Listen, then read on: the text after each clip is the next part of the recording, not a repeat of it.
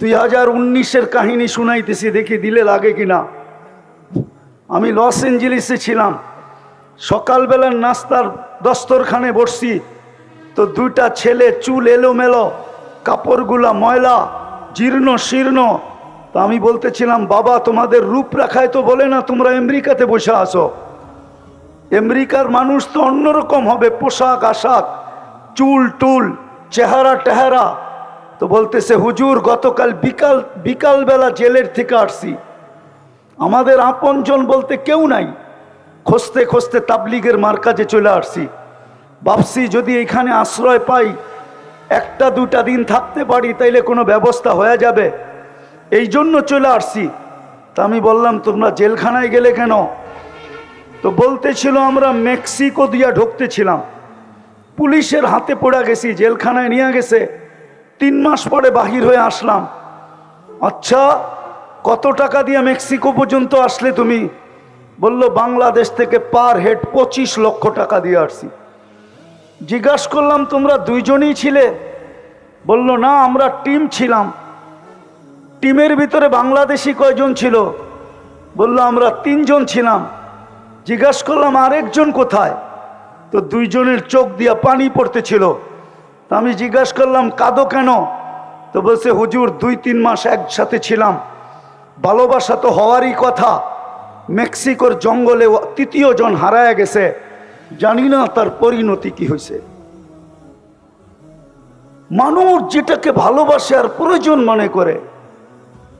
বলেন, কিয়ামতের মাঠে শাফাআতে কুবরা কার হাতে? বলেন, আরে বলেন না জোরে।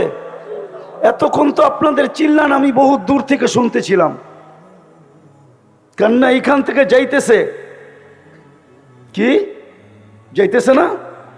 হ্যাঁ, এখন বলেন না চিল্লা, কিয়ামতের মাঠে শাফাআতে কুবরা কার হাতে?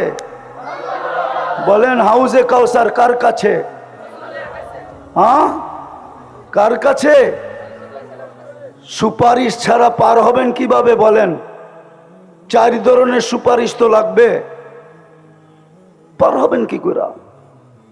দুনিয়াতে যা কিছু পাইছি ওই রসুলের কারণেই তো পাইছি, ঠিক না? আপনি খায়রে উম্মত কার কারণে? আরে বলেন না, বলতে থাকেন, 120 নেকি পাইতে থাকবেন। মুহাম্মদুর রাসূলুল্লাহ বলতে থাকেন প্রত্যেকটার বেলায়। আপনি খায়রে উম্মত কার কারণে? আপনি আল্লাহর হাতে বাছাইকৃত হইলেন কার কারণে? আর দুরূদ পড়লে আরো 30টা পাবেন। তো বাছাইকৃত হইলেন যার হাতে, খায়রে উম্মত হইলেন যার কারণে। একটা না, দুটা না, 4-4টা স্টার লাগলো যার কারণে। হাজারো কোটি সম্মাননা পাইলেন যার কারণে। এক রাত্র 83 বৎসর পাইলেন কার কারণে? বলেন, আরে 83 বৎসর বোঝেন কি? লাইলাতুল কদর কার কারণে পাইলেন? এক রাত্র 83 বৎসর। আমি তো বলি, এই বৃদ্ধ যদি 80 বৎসর বয়সের হয়, উনি যদি দুনিয়ার থেকে চলেও যায়, আল্লাহ যদি জিজ্ঞাসা করে কতদিন ছিলে, তো 80 বৎসর, হিসাব দাও, তো বুক ফুলায় বলতে পারে, এক রাত্রেরটা দিয়া নেই, বাকিটা পরে দিব। এক রাত্রই তো 83 বৎসর ছিল, আমি ছিলাম 80 বৎসর, 80 থেকে 80 বাদ দিয়া দেন, কিচ্ছু দিতে হবে না। তারপরও তো 3 বৎসরের পাওনা আসি। আপনি আমাকে জিজ্ঞাসা করেন তো জিজ্ঞাসা করেন কি কইরা? চার্জ করেন তো চার্জ করেন কি কইরা? আমি তো উল্টা আপনার কাছে পাওনা, আপনি আমার কাছে পাবেন তো পাবেন কি? 83 বৎসর পাইলেন কার জন্য? আজকে ওই উম্মতের যুবকরা নেটে চুল কাটে, নেটে দেখা কি কইরা? বলেন, সব নেটে দেখা চুল কাটে, জিজ্ঞাসা করেন। 100 টাকার চুল 500 টাকা দিয়ে কাটে। রোজার ঈদের রাত্রে 1000 টাকা দিয়ে কাটে। সারা রাত্র নেটের ভিতরে চুল ডিজাইন চয়েস করে, তারপরে স্ক্রিনশট দেয়, তারপরে সেলুনে নিয়ে যায়। সেলুনওয়ালা চুলের ডিজাইন দেখে 1 গ্লাস পানিতে চুমুক দেয়, তারপরে একটা ঢোকগিলা বলে 700 টাকা। ও বলে টাকার প্রশ্ন না, ডিজাইন চাই। যেই রসুলের জন্য এত কিছু পাইলেন, এত কিছু পাবেন। এই উম্মত তো কিয়ামতের মাঠে দাঁড়াবে না, এই উম্মত তো আল্লাহর পাশে স্টেজে দাঁড়াবে। কেননা এই উম্মতকে নির্বাচিত করছেন আল্লাহ নিজের জন্য। এই উম্মত তো আল্লাহর জন্য নির্বাচিত, নাইলে এই উম্মতের তো জমিনে আসার কথা ছিল না। আমি হয়তো বুঝাইতে পারবো না, যদি জমিনে আসার কোনো প্রয়োজন ছিল না, কেননা ভালোবাসার পাত্র খাটবে তো খাটবে কেন? আল্লাহর মতো সত্তার যদি ভালোবাসার পাত্র হয়, ও দুনিয়াতে এসে ঘাম জড়াবে কেন? আমাদের আল্লাহ তো শুধু 99 পদের মালিক না।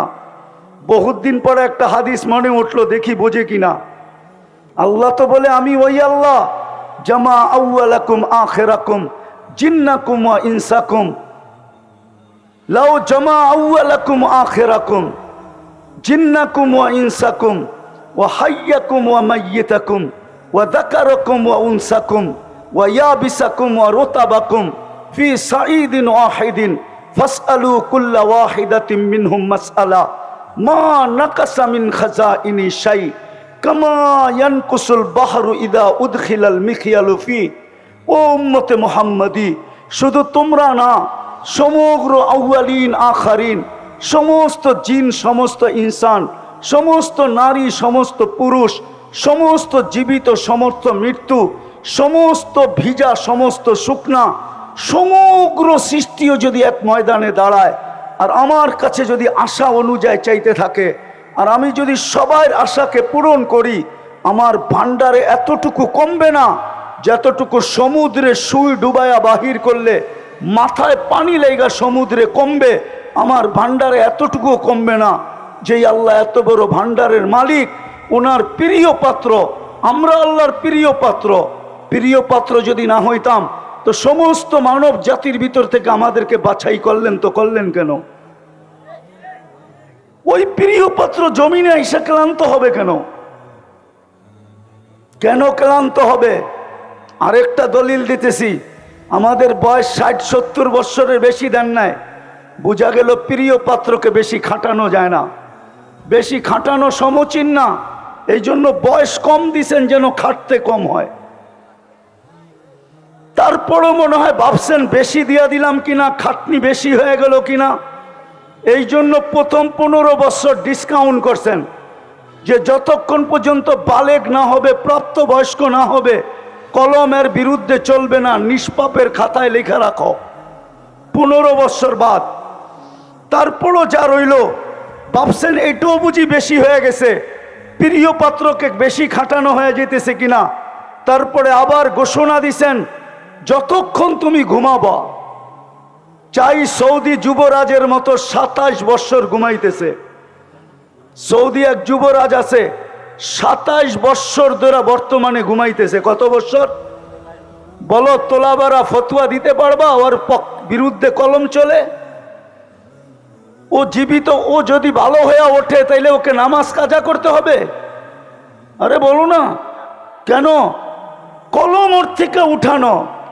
আমরা যতক্ষণ ঘুমানো থাকি ততক্ষণ কলম আমাদের বিরুদ্ধে যায় না, মাফ। তাইলে রইল কতটুকু? এটা কেন দিছেন? আল্লাহ আমাদেরকে নিজের জন্য নির্বাচিত করছেন। বলবেন কিভাবে? কোরআন বলে, সুহাদা আলান নাস, কিয়ামতের দিন তোমাদেরকে সাক্ষী হিসাবে দাঁড় করাবো। যেদিন বিচার কার্য করব, ওই দিন তোমরা আমার পক্ষে সাক্ষী দিবে। বিদায় আল্লাহ আমাদেরকে নিজের জন্য নির্বাচিত করছেন। কিন্তু কিয়ামতের দিন যখন আমরা সাক্ষী হিসাবে দাঁড়াবো, সমগ্র উম্মত বলবে, যদি দুনিয়াতে না পাঠাইতেন তাইলে বলতো এরা তো দুনিয়াই দেখে নাই, এরা সাক্ষী দেয় তো দেয় কি কইরা। এই জন্য আল্লাহ আমাদেরকে সামান্য সময়ের জন্য দুনিয়া একটু পাড়ায়া যাওয়ার জন্য পাঠাইছেন। পাড়ায়া, কালকে যদি কেউ প্রশ্ন উঠায় যে এরা দুনিয়া দেখছে কিনা, তো আল্লাহ যেন আমাদের পা উঠায়া দেখায় দিতে পারে, এই যে দেখ পায়ে মাটি লাগানো আছে, এরা দুনিয়া পাড়ায় আসছে। যাদেরকে আল্লাহ নিজের জন্য নির্বাচিত করলেন। আমি শেষ জায়গায় চলে আসছি, আর লম্বা করতে চাইতেছি না। ওই জাতির আজকে অবস্থা দেখলে, তাহাফুজে খতমে নবুয়তের তো প্রয়োজনই হয়েছে এই জন্য, আমাদের জন্য। যদি আমরা নবীর আদর্শকে মানতাম, আর নবীর শান যদি জানতাম, আর নবীর প্রয়োজনীয়তা যদি আমরা জানতাম, আর যদি আমাদের ভিতরে প্রচার থাকতো, প্রসার থাকতো, একটা শুধু হইতেছে খতমে নবুয়ত। কিন্তু ঢাকা শহরে কয়টা হয় শানে রেসালত? বলুক। আরে তোলা বড় বনো না, বাংলাদেশে কয়টা শানে রেসালত হয়? সবই তো ওয়াজ মাহফিল আর তাফসির মাহফিল। জাতি তো শানে রেসালত জানেই না, নবীর শান জানে না, নবীর সিরত জানে না, নবীর ক্যারিয়ার জানে না, নবীর আদর্শ জানে না, নবীর প্রয়োজনীয়তা জানে না, নবীর কারণে কি পাইলাম এটা জানে না, নবীর কারণে কি পাবো এটা জানে না, নবীর প্রয়োজন কতটুক রাখি এটাও জানে না। জাতি তো নবী সম্বন্ধে কিচ্ছুই জানে না। তাইলে প্রয়োজন হবে না তো আগাছা জন্মাবে না তো জন্মাবে না কেন? আপনি ভাবছেন চিৎকার দিয়ে আইন নিয়ে আসবেন? যারা শুক্রবারে 500 বার দুরূদ পড়ে না, ওরা চিৎকার দিয়ে কি করে আইন আনবে? বুঝান আমাকে। যারা চুল কাটে নেটে দেখা, ওরা আইন আনবে কি করে? যারা 14 তারিখ পালন করে, ওরা নবীর শান বুঝবে কি করে? আপনি তো বুঝাইতে পারেন না নবীর শান।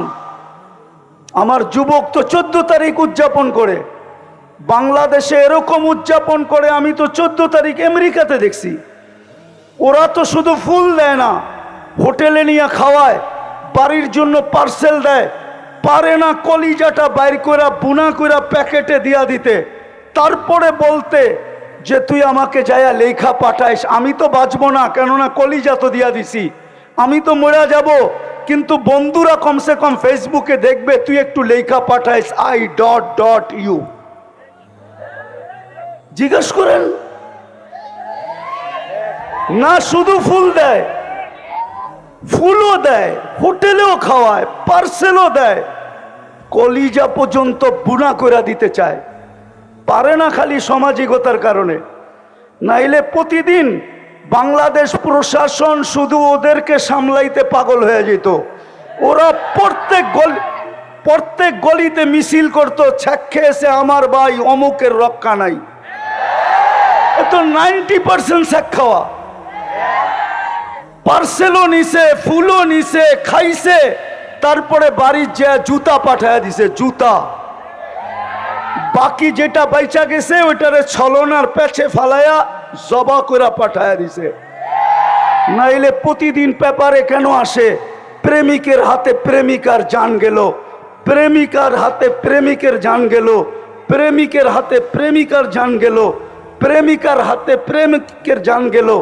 এই কথা পেপারে প্রতিদিন কেন আসবে? হ্যাঁ, কেন আসবে? বিদায় আজকে প্রয়োজনীয়তা বোঝা দরকার। যুবক, পায়ে হাত দিয়া বলি, এই মজমার পায়ে হাত দিয়া কসম খোদার একটা আয়াত দিয়া শেষ করতেছি। রওজায়ে আতহারের উপর একটা আয়াত লেখা আছে, ওয়ালাউ আন্নাহুম ইয যালামু আনফুসাহুম। আপনার উম্মত যখনই গুনাহ করবে, আর যখনই গুনার পরে কোনো পর্বে লজ্জিত হবে, সুম্মা জাউকা, আর আপনার কাছে আসবে, আস্তাগফিরুল্লাহ, আমার কাছে মাপ চাবে। বন্ধু, আমি ওর দিকে তাকাবো না, গুনাহ কি করলো এটার দিকে তাকাবো না। কোরআন আমাকে বলে ওয়াস্তাগফারা লাহুর রাসূল, আমি তো বন্ধু আপনার দিকে তাকাবো। আপনি যদি পক্ষে হন তো মাফ করে দিব, আর আপনি যদি পক্ষে না হন তো মাফ করব না। না না না না। তাহাফুজে খতমে নবুয়তের প্রয়োজন কেন হলো? তাহাফুজ বোঝেন? রাসূলুল্লাহ সাল্লাল্লাহু আলাইহি ওয়াসাল্লাম যে খাতামুন নবিয়্যিন, সমস্ত নবীদের অর্থাৎ নবুয়তের ঘরের যে তালা, খাতাম মানি তালা, এই ঘর থেকে বাহির হইতেছিল, সর্বশেষ আল্লাহ তালা মাইরা দিছেন, যার কেউ বাহিরও হবে না, কেউ ঢুকবেও না। সত্য এটাই। এটাকে বুঝার প্রয়োজন কেন?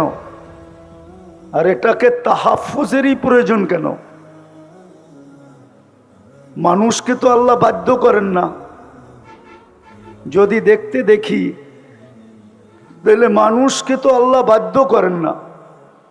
বাধ্য যদি করতেন তাইলে এক ব্যক্তিকে আল্লাহ অস্তিত্ব দিল, সবকিছু দিল, 24 ঘন্টা আল্লাহ ওকে সুরক্ষা করে, লালন পালন করে, রক্ষণাবেক্ষণ করে। ও টকশোতে বসে আল্লাহর বিরুদ্ধে বলে তো বলে কি করা? আল্লাহ কি দুর্বল? আল্লাহ কার নাম? আরে বলেন না, আল্লাহ কার নাম? আরে বলে তো না, আল্লাহ কার নাম? আল্লাহ নামটা কার? হ্যাঁ, আল্লাহ নামটা হলো শুধু আল্লাহর না। আল্লাহ নামটা কার? আল্লাহ নামটা হলো যিনি রহমান, যিনি রহিম, যিনি মালিক, যিনি কুদ্দুস, যিনি সালাম, যিনি মুমিন, যিনি মুহাইমিন, যিনি আজিজ, যিনি জব্বার, যিনি মুতাকাব্বিরুল খালিকুল বারিউল মুসাব্বিরুল গফফারুল কহ্হারুল ওয়াহাবুর রাজ্জাকুল ফাত্তাহুল আলিমুল কাবিদুল বাসিতুল খাফিদুর রাফিউল মুইসুল মুদিল্লুস সামিউম বাসিরুল হাকামুল আদলুল লতীফুল খবীরুল হালিমুল আযীমুল গফুরুশ শাকুরুল আলিয়ুল কবীরুল হাফিজুল মুকীতুল হাসিবুল জলিলুল করিমুর রকিবুল মুজিবুল ওয়াসি আল হাকিমুল ওয়াদুদুল মজিদুল বাঈসুশ শাহীদুল হকুল ওয়াকিলুল কবিয়ুল মতিনুল ওয়ালিয়ুল হামিদুল মুসি আল মুবদি আল মুঈদ আল মুহয়ি আল মুমীত আল হাইয়্যু আল কাইয়্যুম আল ওয়াজিদ আল মাজিদ আল ওয়াহিদ আল আহাদ আল সামাদ আল কাদির আল মুক্তাদির আল মুকদ্দম আল মুআখ্খার আল আউয়াল ওয়াল আখির আল যাহির ওয়াল বাতিন আল ওয়ালি আল মুতাওয়ালি আল বাররু তাওয়াব আল মুনতাকিম আল আফু আর রউফ মালিক আল মুলকি যাল জালালি ওয়াল ইকরাম আল মুকসিত ওয়াল জামি ওয়াল গনি ওয়াল মুগনি আল মানি আদ দার আল নাফি আন নূর আল হাদি আল বদি ওয়াল বাকি আল ওয়ারিস আর রশিদ আস সাবুর জাল্লে জালালু। 99 পদের মালিকের নাম হলো আল্লাহ। একটু অ্যানালাইসিস করেন, যার 99টা পদের মালিক যিনি, উনিকে উনি অস্তিত্ব দিল, 24 ঘন্টা রক্ষণাবেক্ষণ করেন, লালন পালন করেন। 24 ঘন্টা কাঠটা খাই, কাঠটা ব্যবহার করি। আরে বলেন না, 24 ঘন্টা অক্সিজেনকে দেয়, কার অক্সিজেন ব্যবহার করি? কতটুকু? 550 litre per day per head ব্যবহার করি। 1,60,000 বার শ্বাস প্রশ্বাস নেই। 36 বার ডেলি কিডনিকে ডায়ালিসিস করেন, অথচ বিজ্ঞান পার ডে একবার পারে না করতে। সপ্তাহে 5 দিনের ঊর্ধ্বে পারে না। 7 দিন পারার কোনো টেকনোলজি আসে নাই। ওই আল্লাহর বিরুদ্ধে টকশোতে বৈশা বলবে না? বলে না? আল্লাহ তো প্রতিবাদ করে না। আল্লাহ ইচ্ছা স্বাধীনতা দিছেন দেখা কিচ্ছু বলে না, শুধু ইচ্ছা স্বাধীনতা দিছেন। তাও 5টা দিছেন, বেশি দেন নাই। বেশি দিলে কি করতো আল্লাহই জানে। প্রথম স্বাধীনতা দিছেন শিক্ষাগত, যেই কোনো শিক্ষায় মানুষ শিক্ষিত হতে পারে, আল্লাহ বাধা সৃষ্টি করবে না। দ্বিতীয় পেশাগত, তৃতীয় মত আদর্শগত। নাইলে অস্তিত্ব দিবে আল্লাহ, আর ও টকশোতে বৈশা বলবে গড ইজ নাথিং, নাউজুবিল্লাহ, আল্লাহ বলতে কিছু নাই। এটা কোনোদিন সম্ভব হতো না। চতুর্থ স্বাধীনতা দিছেন, সমর্থ থাকলে দুনিয়ার যেই কোথাও বাস করা যায়, শুধু সমর্থ থাকতে হবে। সমর্থ বোঝেন? সমর্থ কি? ডাকায়া বাসায় বলে পাত্তি, পাত্তি। পাত্তি থাকলে দুনিয়ার যেই কোথাও বাস করা যায়। আর পঞ্চম স্বাধীনতা দিছেন, কণ্ঠনালীতে রু আসার পূর্ব মুহূর্ত পর্যন্ত যেমন খুশি তেমন চলা যায়, কিচ্ছু বলবে না। হ্যাঁ, দুটা শব্দ বলবে, নাযিরুন কাইফা তা'মালুন, এটা হাদিসের শব্দ। শুধু দেখতে থাকবো তুমি করো কি। আর কোরআনের শব্দ হলো ফান্তাযিরু ইন্নী মাআকুম মিনাল মুনতাযিরিন, অপেক্ষা করো, আমিও অপেক্ষায় আছি। তুমি সীমারেখায় পা দিতে দেরি, তোমাকে ছো মারতে দেরি করব না। সীমারেখায় বোঝেন তো? যেটা বুঝাইতেছিলাম, তাহাফুজে খতমে নবুয়তের প্রয়োজন কেন, আর এটা কিভাবে হওয়া উচিত ছিল। কিন্তু আমার সমাজ তো চিৎকারে বিশ্বাসী, চিৎকারে বিশ্বাসী আমার সমাজ, শুধু চিৎকারে। আমি জানি আমার পূর্বে যারা করে গেছেন ওনাদের পরে আমার বয়ান খাওয়ার মতো না, কেন আমি ঠান্ডা মানুষ, তো আমি তো চিৎকার দিতে জানি না। এর আগে আপনারা খুব চিৎকার দিছেন, গরম ছিল সুরা মাঠ, ঠিক না? আমি গরমে বিশ্বাসী না, আমি ঠান্ডায় বিশ্বাসী। কোল্ড ম্যান, আমি ঠান্ডা মানুষ। দুটা জিনিস বুঝাবো যে খতমে নবুয়তের পরে তাহাফুজে খতমে নবুয়তের দরকারটা কি, কি দরকার, কেন তাহাফুজে খতমে নবুয়তের প্রয়োজন। কেননা আমরা যা কিছু পাইছি, এই উম্মত যা কিছু পাইছে, যত বৈশিষ্ট্য এই উম্মতের আছে, কোরআন বলেন হাদিস বলেন, সমস্ত বৈশিষ্ট্য যার কারণে পাইছি, উনি হইলেন মোহাম্মদুর, পুরা বলেন মোহাম্মদুর, বললে 120 নেকি পাওয়া যাবে। খতমে নবুয়তে তো চলে আসছি, ঠিক না? খতমে নবুয়তের এইখানে আমাকে একজন বলুক যে আজকে শুক্রবারে 500 বার দুরূদ পড়ছে। একজন তোলা বা হাত উঠায় বলুক, একজন দেখা যাবে 500 বার দুরূদ পড়ছে, 500 বার। অথচ হুকুম ছিল শুক্রবার পুরা আমাকে দিয়া দাও। যান, যাত্রাবাড়ি মাদ্রাসা বেশি দূরে না, বড় কাছে, একটু পিছে গেলেই মাদ্রাসার দেওয়ালে ধাক্কা লাগবে। ওইখানে হাদিস জিজ্ঞাসা করেন, ভুল বলতেছি না সঠিক বলতেছি? আল্লাহর রসুল বলছিল শুক্রবারে আমার উপরে বেশি বেশি দুরূদ পড়ো, তোমাদের আমল নামা শুক্রবারে আমার সামনে পেশ হবে, আমি যেন দুরূদের সংখ্যাটা সবচেয়ে বেশি দেখি। কিন্তু একজনও 500 বার দুরূদ পড়ে নাই, 1000 তো দূরের কথা। অথচ 24 ঘন্টা ছিল, 5 ঘন্টায় যদি 100 বার পড়তো, তাহলে 24 ঘন্টায় 2400 বার পড়া উচিত ছিল। তাইলে খতমে নবুয়ত নিয়ে খেলবে না তো খেলবে কি নিয়া বলেন?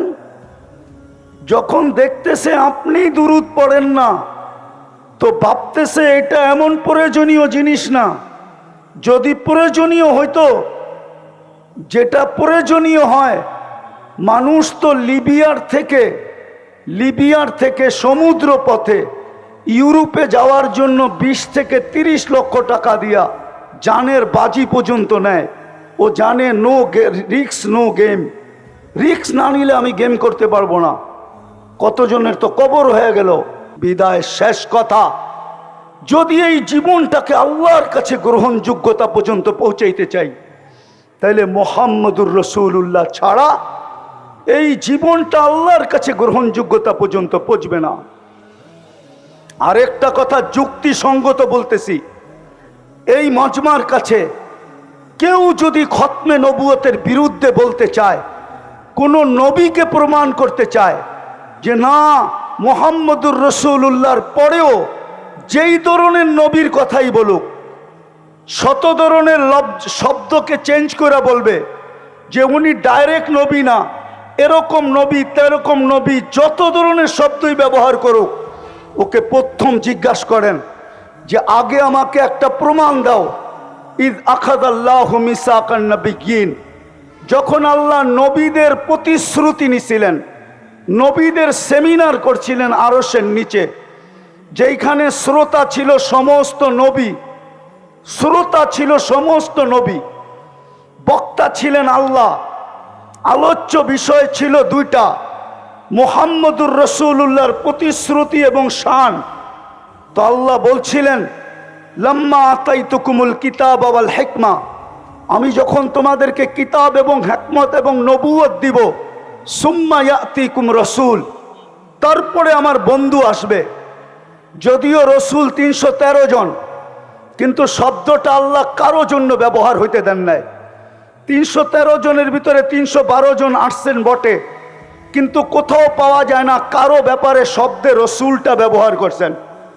যেদিন বন্ধু আসছে ওই দিন বন্ধুর কলেমার ভিতরে এটাকে ফিট করছেন।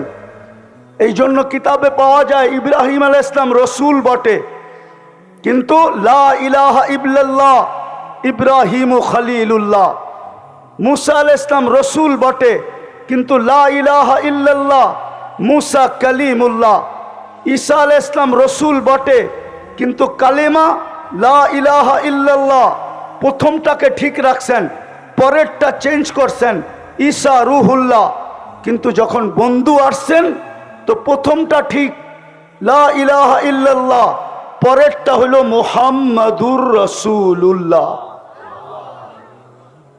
তো প্রশ্ন, যদি কেউ কোনো দিন কোনো ধরনের কোনো শব্দের রসুল বুঝাইতে চায়, তো আগে প্রশ্ন করেন ওকে যে তুমি যার ব্যাপারে বলতেছিলা আগে আমাকে প্রমাণ করো উনি ওই সম্মেলনে ছিল কিনা।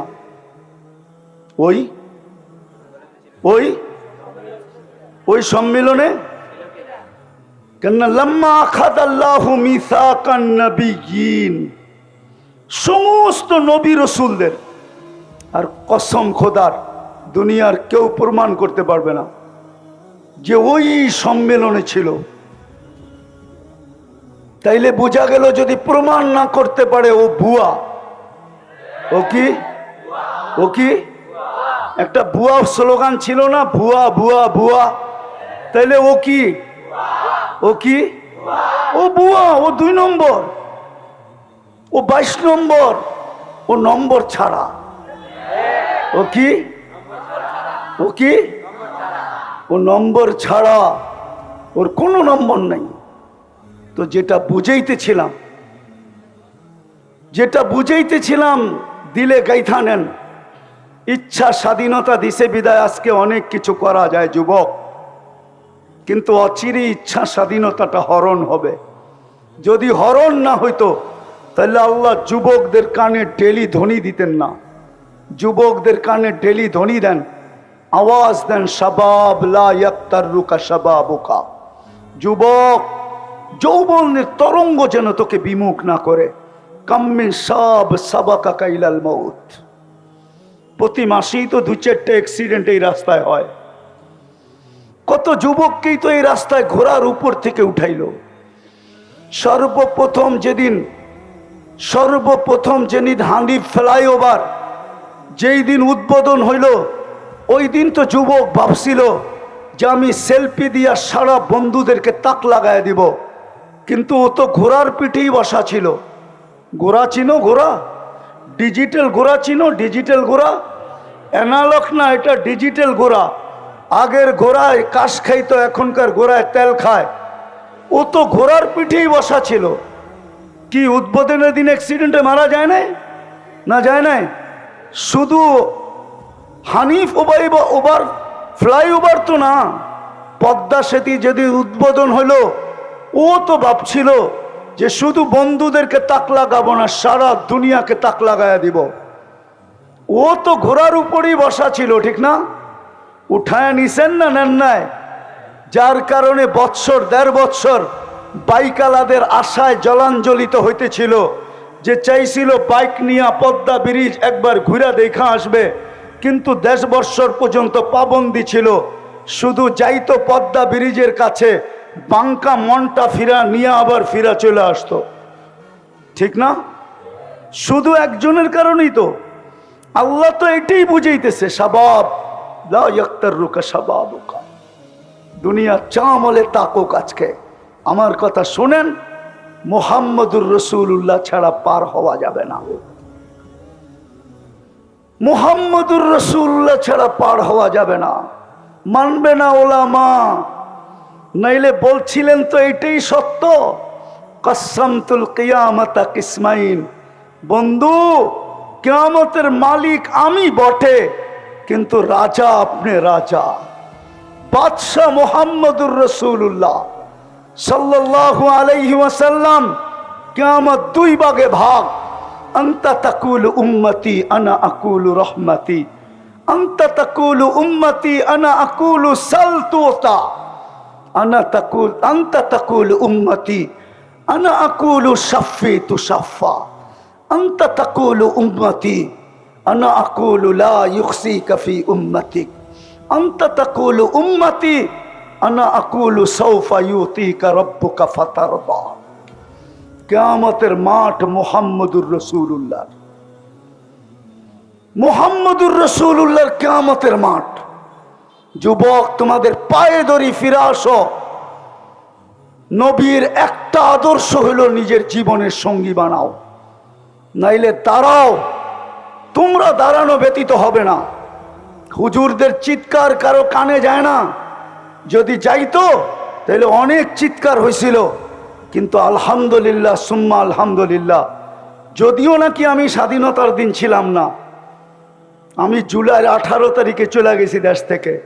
আমার ইংল্যান্ডের সফর ছিল। 5 তারিখ ফজরের আগে, সুবে সাদেকের আগে আমার ফ্লাইট ছিল ক্যানাডার। আমি যখন ক্যানাডা এয়ারপোর্টে নামছি টরন্টোতে, তো সাথীদেরকে দেখতেছিলাম একটু বেশি মাত্রায় উৎফুল্ল। জিজ্ঞাসা করতেছিলাম, তোমরা এত খুশি কেন? তো বলছে, হবে না কেন, দেশ তো স্বাধীন হয়ে গেল।